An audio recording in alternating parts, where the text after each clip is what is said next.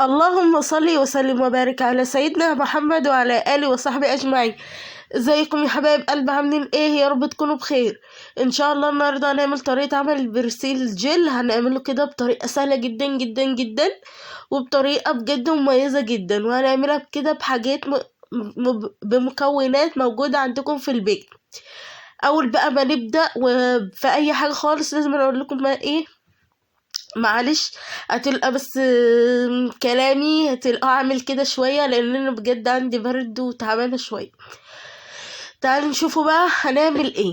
يعني هتلقى الكلام كده بخنف بقى وهتلقى حاجات غريبه خالص، يبقى ايه، استحملون.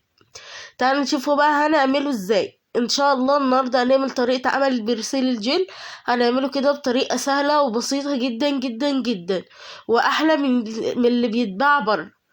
الطريقة دي جميلة جدا وبجد تحفة جدا. طبعا انا معايا صابونتين بلدي، طبعا الصابون ده انا عاملاه في البيت. انا كنت الصابون ده عاملاه ونزلته على القناة بتاعتي، القناة التانية بتاعتي. عاوزة تعرفي اسم القناة؟ اسمها اسم القناة بتاعتي التانية مطبخ رحمة. هتقولي مثلا عاوزة طريقة عمل الصابون البلدي، هيجيلك على طول. طبعا عاملاه بطريقه سهله جدا وبسيطه جدا من دون دقيق ولا اي حاجه خالص، يا دوبك عملته بالزيت المستعمل. انا جبت كده حتتين كده من الصابون البلدي، بشرتهم كده. طبعا الصابون ده زي ما قلت لكم انا عاملاه، فجبت المبشره وبشرت الصابون كده. لازم ابشره كويس جدا، ابشره كده بالمبشره وبعدين اغلي ميه على النار. ميه يجي رتل كده من الميه او رتل ونص من الميه. لازم اسيبهم يغلوا على النار، اسيبهم يغلوا كويس جدا. انا طبعا الميه زي ما انتم شايفين كده، شوفوا البخار اللي طالع منها. طبعا الميه السخنه دي هتخليلك بقى الصابون يدوب بسرعه جدا. طبعا انا هقفل بقى كده وادوب لحد ما البخار ده يروح، علشان طبعا البخار ده كله غلط والسخونة دي غلط كلها على الموبايل. فانا طفيت كده الموبايل فكملت تقليب عقبال ما البخار ده عمل. طبعا انا معايا كيلو من البرسيل الجل، طبعا ده البرسيل جل بالجريسلين. في برسيل جل برضو بالجريسلين بيبقى لونه شفاف خالص. طبعا انا ما لقيتش عند الراجل البرسيل الجل ده، وقال له برضو ده برسيل جل بالجريسلين. فانا جبت كده كيلو، الكيلو ده حوالي بكام؟ حوالي ب3 جنيه او 4 جنيه بالكتير قوي يعني، بس انا متأكدة ب3 جنيه لان انا كنت جايبة يعني حاجات كتيرة، فمش فاكرة السعر بس اكيد يعني ب3 جنيه. جبت كده كيلو من البرسيل الجل.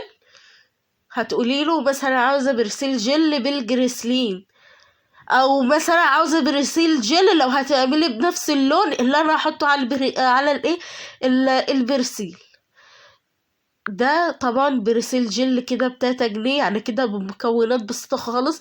حتتين صابون بلدي، مثلا انت لو مش متوفر عندك الصابون مش عاملاه يعني في البيت، ممكن تشتري حتتين صابون. شوفي الحته كده انت تتباع عندك بكام، القطعه يعني بكام، وهاتي منها قطعتين. طبعا زي ما قلت لكم كده حطيت البرسيل الجل. طبعا البرسيل الجل ده بالجريسلين. طبعا انا هدوب كويس جدا، ده كيلو من البرسيل الجل.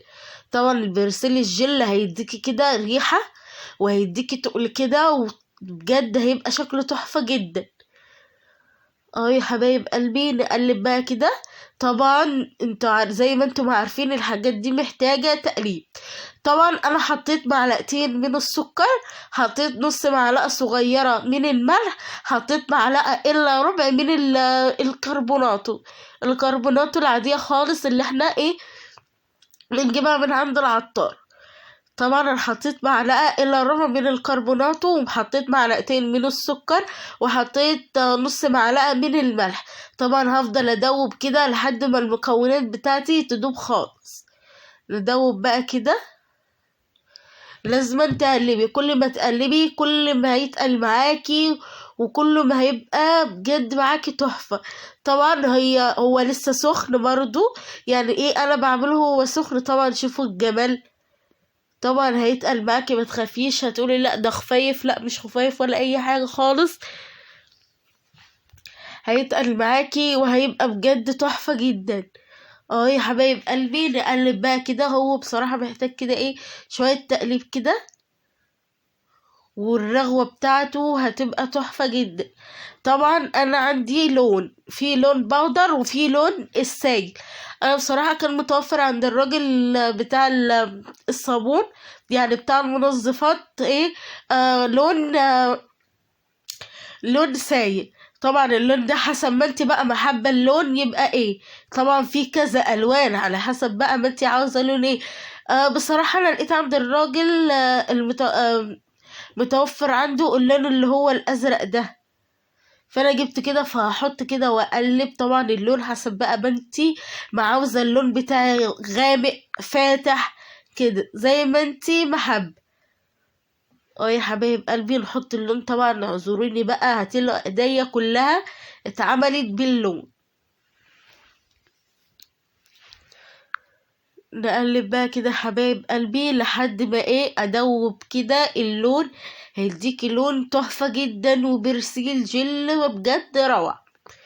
طبعا انا عملته، وبعد ما عملته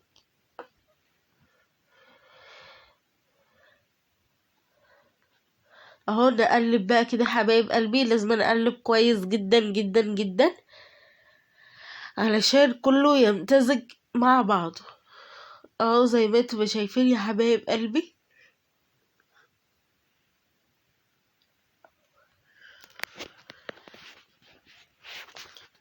نقلب بقى، واحط كمان ايه شوية كده من اللون. اهو زي ما انتم شايفين كده. اهو يا حبايب قلبي زي ما انتم شايفين كده.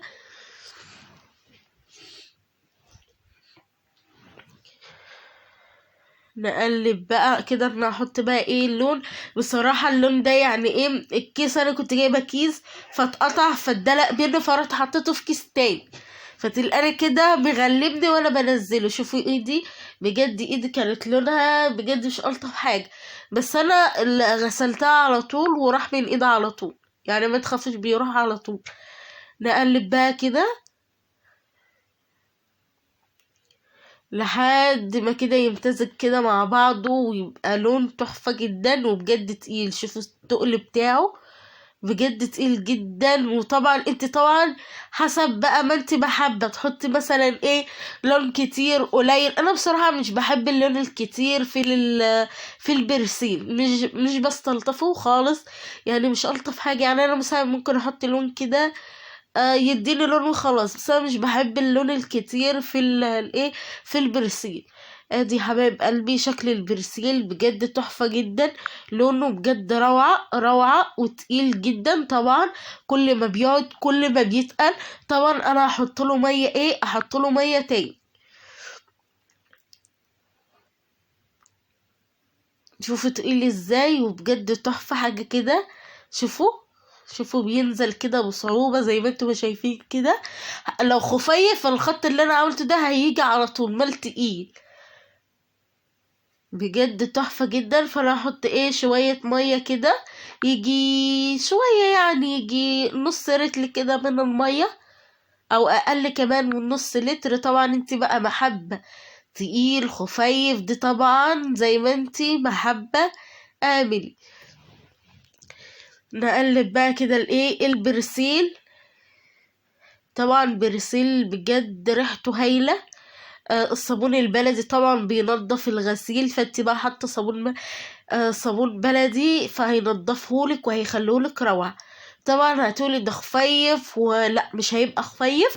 كل ما بيقعد كل ما بيتقل معاكي وهيبقى تقيل وبجد هيبقى شفاف اكتر وهيبقى بجد معاكي تحفة جدا.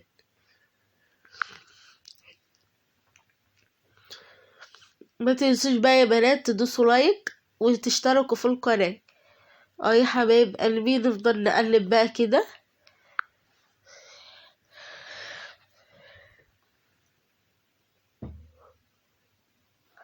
شوفي شكله تحفة ازاي يا بنات، شكله جميل جدا. طبعا كل ما تقعديه كل ما بيتقل معاكي ويبقى لونه احلى واحلى ويبقى افضل من كده كمان. لازم تقعديه. انا بصراحة انا صورت الفيديو على طول علشان ايه انزله لكم، يعني ده كله قدامكم خطوة بخطوة. طبعا انت بقى لو سبتيه مثلا ايه، طبعا انت لو سبتيه لتاني يوم هيتقل معاكي وهيبقى كده حاجة كده روعة الروعة. ما تنسوش بقى يا بنات تدوسوا لايك وتشتركوا في القناة. شوفوا القمر ده، ايه رأيكم بقى في الجمال ده؟ الجمال ده ما يستاهلش لايك ولا